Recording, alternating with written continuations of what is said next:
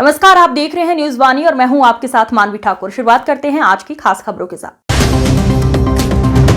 महाकुंभ जो हर साल धर्म, आस्था और संस्कृति का अद्वितीय संगम होता है, इस बार एक नया पहलू भी दिखा रहा है। महाकुंभ में पहुंचे पहलवान बाबा, जिन्होंने शारीरिक और मानसिक स्वास्थ्य के प्रति युवाओं को जागरूक करने का कार्य शुरू किया है। आज का समय बहुत बदल चुका है, जहां एक और लोग मानसिक दबाव और शारीरिक थकान से जूझ रहे हैं, वहीं दूसरी ओर हमें अपनी पवित्र धरती से ये सीख मिलती है कि शारीरिक और मानसिक स्वास्थ्य के लिए साधना और अनुशासन की जरूरत है। शरीर को स्वस्थ रखने के लिए नियमित व्यायाम, योग और ध्यान की आवश्यकता है। इसी तरह से हम अपने शरीर और मन को मजबूत बना सकते हैं। महाकुंभ का ये पवित्र अवसर हमें अपने जीवन की दिशा को सही करने के लिए प्रेरित करता है। पहलवान बाबा ने महाकुंभ के इस पवित्र अवसर पर न केवल शारीरिक ताकत पर जोर दिया, बल्कि मानसिक स्वास्थ्य के महत्व को भी बताया। उनका मानना है मानसिक शांति और शारीरिक स्वास्थ्य दोनों ही एक दूसरे से जुड़े हुए हैं। महाकुंभ का ये अवसर न केवल धार्मिक आस्था का प्रतीक है, बल्कि ये समाज को शारीरिक और मानसिक स्वास्थ्य के प्रति जागरूक करने का एक अद्वितीय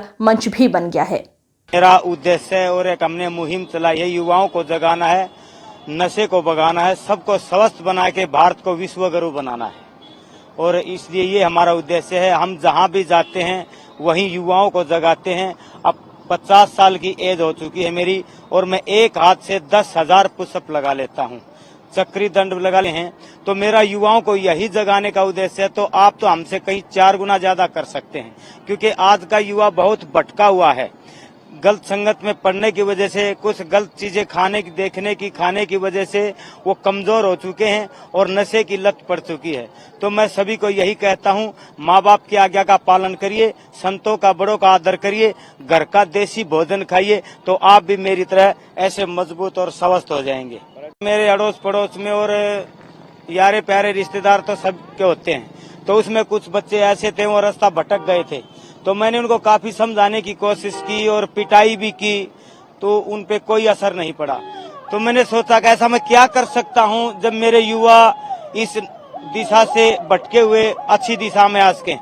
तो एक माहौल ऐसी चीज होती है जो बगैर शिकाई अपने आप, बच्चा हो, बड़ा हो, बूढ़ा हो, वो देख के सीख जाता है।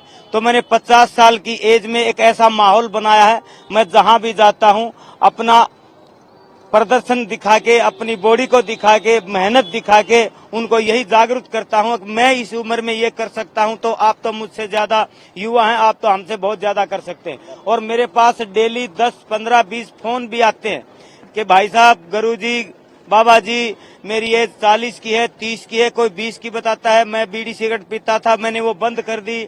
मैं हुक्का पीता था, मैंने वो बंद कर दिया। मैं दारू पीता था, मैं धीरे धीरे कम कर रहा हूँ। मैं बिल्कुल घर पे रहता था, अब मैं एक्सरसाइज करने के लिए जिम में या कहीं भी ट्रैक पे जाता हूँ। तो मुझे बहुत खुशी होती है जब हम एक आदमी जब 5 को सुधारेगा और जब इसको अनेक करने लगेंगे, तो क्या सब नहीं सुधर पाएंगे? पक्का मुझे विश्वास है सुधर जाएंगे।